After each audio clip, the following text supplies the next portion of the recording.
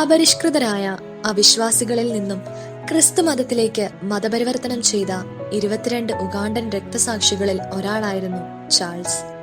തന്റെ മരണത്തിന് 1 വർഷം മുൻപ് 1885 നവംബറിലായിരുന്നു വിശുദ്ധൻ ജ്ഞാനസ്നാനം സ്വീകരിച്ചത്. തുടർന്ന് വിശുദ്ധൻ ഒരു ധർമ്മനിഷ്ഠനായ നേതാവായി തീർന്നു. ചാൾസ് അവിടുത്തെ രാജധാനിയിലെ സേവകരുടെ മുഖ്യനും കൊട്ടാരത്തിലെ ഏറ്റവും ശക്തനായ കായിക അഭ്യാസിയുമായിരുന്നു. ഉഗാണ്ട രാജ്യത്തിലെ ഏറ്റവും സുമുഖനായ പുരുഷൻ എന്ന വിശേഷണവും വിശുദ്ധന് ഉണ്ടായിരുന്നു. ചാൾസ് തന്റെ കൂട്ടുകാർക്ക് കത്തോലിക്ക വിശ്വാസത്തെക്കുറിച്ച് പറഞ്ഞു കൊടുക്കുകയും തന്റെ സഹസേവകരെ ജ്ഞാനസ്നാനപ്പെടുത്തുകയും ചെയ്തു.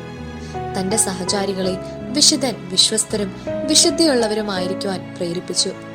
ബബണ്ടൻ ഭരണാധികാരിയായിരുന്ന വാങ്കായുടെ അസന്മാർഗിക പ്രവൃത്തികളിൽ നിന്നും സ്വവർഗ ലൈംഗിക ചൂഷണങ്ങളിൽ നിന്നും വിശുദ്ധൻ സഹപ്രവർത്തകരെ സംരക്ഷിച്ചു.